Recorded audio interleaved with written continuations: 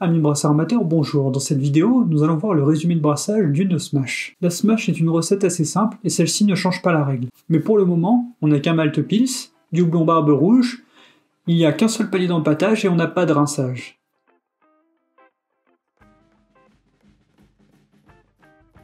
On va commencer par mettre notre eau en chauffe. Je verse donc 29,1 litres et je règle la température de mon palier. Je débute par ça car la montée en chauffe de l'eau est assez longue et le temps que ça me laisse me permettra de m'occuper de mon malt. Au passage, le lien vers la recette de cette smash est dans la description. Pour mon malt, je mets 7,1 kg dans un seau. Puis je le concasse petit à petit avec le moulin à malt et ses deux rouleaux horizontaux. L'objectif ici est d'avoir une mouture moyennement fine. Après ça, mon malt est prêt pour l'empâtage, tout comme mon eau qui est arrivée à température. J'installe alors le tube à malt avec son tamis perforé et je n'oublie pas de boucher le tuyau de trop-plein. Cela évite aux céréales de se balader dans la cuve et de boucher la recirculation pendant l'empâtage. Et maintenant je n'ai plus qu'à verser doucement mon malt, il faut bien imbiber la mouture en la mélangeant à l'eau. Au début ça peut sembler un peu difficile ou sec à remuer, puis au fur et à mesure du mélange, l'ensemble se fluidifie. Voilà, j'installe la recirculation, je mets le tamis perforé et le manchon, ferme ma cuve en insérant le tuyau coudé pour la circulation. Je viendrai alors remuer ce mélange d'eau et de malt que l'on appelle la mèche toutes les 10 à 15 minutes pendant environ 2-3 minutes. Au bout d'une heure, mon empâtage est terminé. Je sors le tube à malt pour le caler sur les taquets prévus pour cela et je laisse le liquide s'écouler tout doucement à travers les drèches. En même temps, je pense à démarrer la montée en chauffe pour l'ébullition, cela me permet de gagner du temps. Une fois que je n'entends quasiment plus l'écoulement, je peux alors retirer le tube à malt. Je n'en aurai plus besoin pour la suite.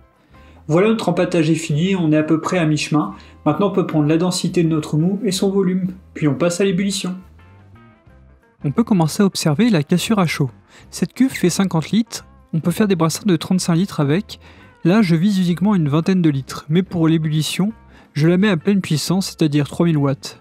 L'ébullition est donc franche. Arrivé là, j'houblonne pour la première fois, pour apporter de l'amertume. Je pèse et j'incorpore mon houblon à mon mou. Ce houblon, le barbe rouge, peut être utilisé en amérisant comme un aromatique.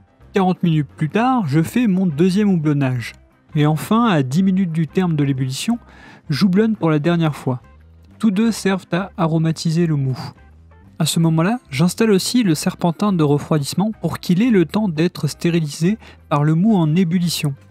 10 minutes plus tard, on est donc au terme de notre ébullition. On peut passer maintenant au refroidissement. La chauffe est terminée. Je laisse la cuve allumée pour avoir la température du mou et je branche l'eau sur le serpentin pour commencer le refroidissement.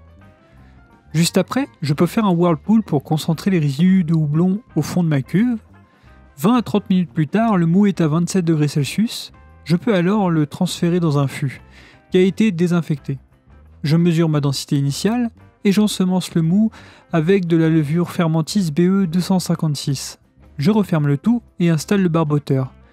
C'est parti pour 3 semaines de fermentation. Il ne reste plus qu'à laver tout le matériel que l'on a utilisé.